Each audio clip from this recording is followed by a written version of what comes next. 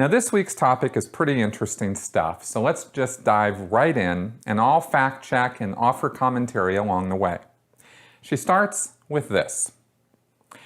The following study looks at the way religions undergo transformations when they migrate from the country in which they were born to other cultures. With all the problems it has engendered in Europe in particular, where it is mostly held as the Trojan horse of American imperialism, the Church of Scientology offers a perfect case study. How do its missionaries, called mission holders, react to their new environment? Do they try to adapt to it, or, on the contrary, do they seek to adapt it to their own vision of the world?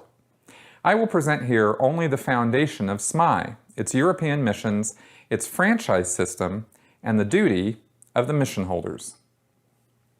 What she's referring to when she talks about Scientology's reputation as a Trojan horse of American imperialism is the false claims made in France, Russia, and perhaps Germany that Scientology is an agent of the CIA or other American intelligence interests, that it is a kind of front group for foreign interests to infiltrate these societies at all levels and undermine the national governments of these countries.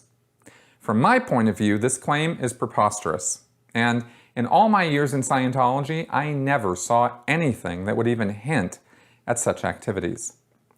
Be that as it may, this claim has been used by Scientology critics as a way of sowing seeds of distrust and malice toward Scientology. Given Hubbard's rabid antagonism toward anything governmental and his preached conspiracy theories against world governments, as well as the level of paranoia and distrust we see coming from Scientology's current leadership, I don't think there are any factual grounds to base such theories on. What's more, I don't know why anyone has to stretch the truth beyond the breaking point to get into such conspiracy-minded nonsense when the actual truth about Scientology is already bad enough. It deserves to have its tax exemption revoked in every country where it is recognized as a religion. It should be more properly labeled a corporate business enterprise, which is what it really is. Muddying the waters with these false claims just makes it harder to get the actual truth about Scientology known. So in this chapter, we have the Scientology mission system under examination. Missions are Scientology's lowest level corporate structure, the small groups which are supposed to act as feeder lines to the larger city churches and advanced organizations. In the past, some of these independent missions grew to impressive size when run by managers who understood the principles of promotion, marketing, and delivery. But those days are long ago.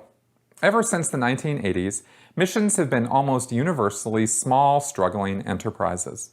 If there's any metric of Scientology's lack of growth over the past many years, the dismantling of the network of missions around the world is one of the best, because it shows you how many Scientologists are willing and interested enough to actually strike out on their own to try to bring Scientology services to a new area, and how often they fail miserably in the effort. Here's how Siyard begins. Strangely enough, SMI, that is, the mission system, properly speaking, was set up only in 1981 once the church had already expanded worldwide. Before this date, the term used instead of mission was franchise. The authorities have explained that the foundation of a specific branch devoted to missions corresponded to a new era, a new dawn within the church, when several administrative changes were operated to put an end to the activities of the Guardian Office, which had been created in 1966 to counterattack the criticisms leveled against the church, but which was now found to have grown into an isolated and autonomous branch that did not abide by Hubbard's rules. It was also at that time that Hubbard retreated somehow from the direction of the church to dedicate himself to his writing. His successors created the Church of Scientology International, CSI, to coordinate all the branches of the church worldwide. These remain administratively independent, and SMI, called the superior ecclesiastical body that supervises all the missions. SMI manages the whole infrastructure and the training of the mission holders, with the guidance of the International Hubbard Ecclesiastical League of Pastors. I help. Now, this bit of historical revisionism on the part of Salar and the Church of Scientology sounds interesting enough, but it is actually not at all what really went down. First off, the name change from franchise to mission occurred well before 1981. Having lost its tax-exempt status in 1967, the Church of Scientology began a massive PR campaign to show that they were indeed religious in nature and deserved tax exemption. Part of this was changing the nomenclature of things, such as franchises, which sounded far too corporate and businesslike, to missions, which sound more like religious outreach groups. Nothing changed in the corporate model of the franchise system. The name change was superficial and simply a PR cover. Internally, church officials throughout the 1970s and even into the 1980s still referred to them as franchises and used these terms interchangeably. The franchise system was set up as an additional income source for L. Ron Hubbard and became a way to expand Scientology without the church having to do any heavy lifting. Individual Scientologists would be allowed to open up a field practice, use the trademarks and service marks owned by Hubbard, and in return had to pay 10% of their gross, not net, income each week. Now get this. I spoke with Nancy Manny, a former Sea Org member who worked for years directly under L. Ron Hubbard and with Hubbard's daughter, Diana, running the franchise Mission Network in the 1970s and early 80s.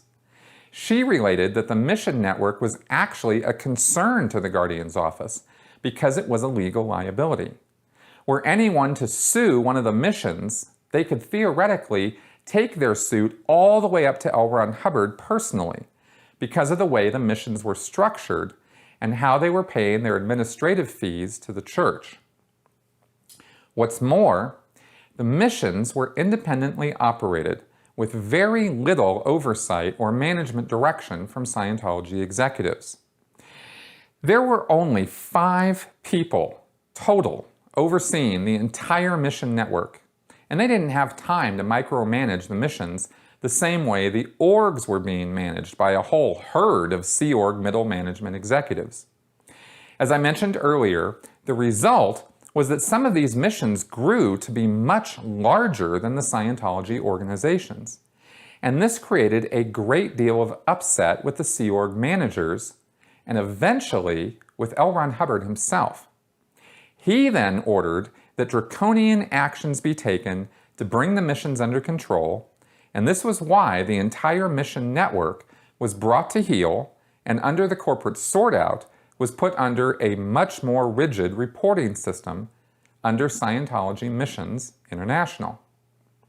As to that bit from Sayar about how the GO was operating independently of Hubbard's rules, how Hubbard retreated from managing the church himself, and how SMI manages the missions with the guidance and help of the International Hubbard Ecclesiastical League of Pastors, all of that is pure fantasy, invented by Scientology PRs and fed to Sayar, who did not bother to do any independent research or fact-check any of Scientology's claims.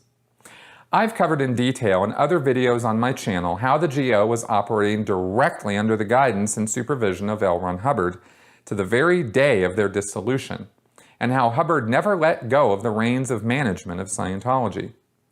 His own public briefing lectures to Scientologists from the early 1980s refute this claim all by themselves, so there's no need for me to go on a whole roll proving this. I just wanted to point this out because Sayar is getting this mission network situation all wrong from the very beginning of her essay, and it only gets worse from here.